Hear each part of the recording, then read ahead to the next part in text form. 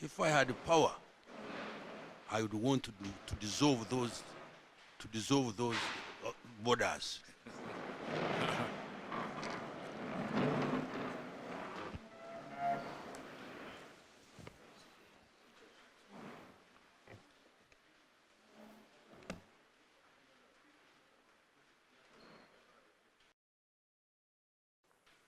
Mzee, let me say on behalf of the people and government of Kenya, we very sincerely appreciate your undertaking this state visit as a way of consolidating the friendship and the relationship between our two countries. We are building on an already existing solid foundation between our two countries in many areas of diplomacy, of trade, of investment, people-to-people relations. And I very want to say sincerely that we don't take your coming to Kenya for granted. Africa has lost a lot of time. It's now more than 60 years since independence, and Africa still has a lot of problems. And this is because of what I mentioned to you, the philosophical, strategic, and ideological mistakes which were made by the African leaders. They could not accurately define the historical mission. What is the historical mission at independence? The only one they got right was the liberation. That one they got it correct. That's why OAU was useful that time. But after that, they didn't know what to do.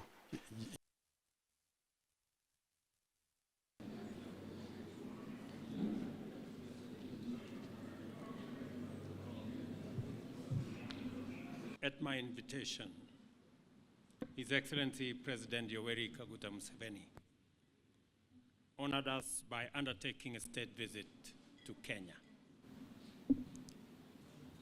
His visit underscores the profound significance we, as leaders, attach to the bilateral relations between Kenya and Uganda, and to our shared commitment to further develop and grow our relations.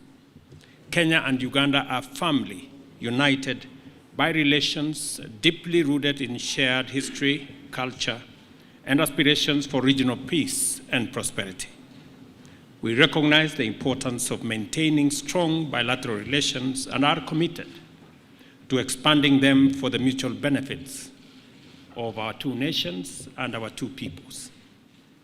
I join His Excellency President Museveni in appreciating the significant outcome of the second session of the Joint Ministerial Committee held from May 12th to May 14, 2024 in Kampala, Uganda, which culminated in the signing of 7 instruments of cooperation between our two countries.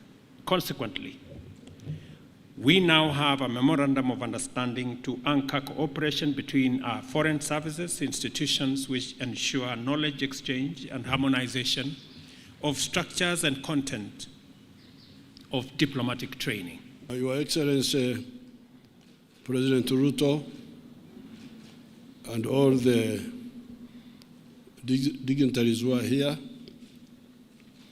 as you heard, His Excellency summarized what we have agreed, the agreements, the protocols. I don't want to repeat those. The only issue is for me to point out that all that is guided by the historical missions which the Africans have finally crystallized. more than 60 years ago, when we got independence, we did not harmonize properly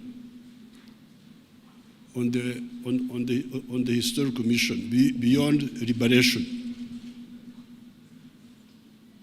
There was talk that time of uhuru na umoja, but it was not deeply disassembled. What did uhuru na umoja mean? That's why, therefore, we have lost 6 decades. And as you can see in Africa, we have got so many problems. The collapse of state authority in so many countries. This is not accidental. This is really, this was inevitable and it was predictable. This is the only way not to leave anybody behind. And to remove the irrationality. You look at Africa. Africa really is amazing. And Latin America. Because Africa is one house, one building. Now, the sitting room is another country. The bedroom is another country. The other one is another country. Now, to go from the bedroom to the outside, you must go through another country. You must go get a visa. You must get. What's this now? Uganda is part of Kenya and part of Tanzania and part of DRC, but we are in the bedroom there. You fellows here, you are in the sitting room. Now, to go out, we must know. Please, can I go? Can I come to the sitting room? It is so irrational, so irrational. So I thank His Excellency for inviting me. Please don't allow me to talk, because if you give me audience, you do so at your own risk. I can talk for ages. Thank you very much.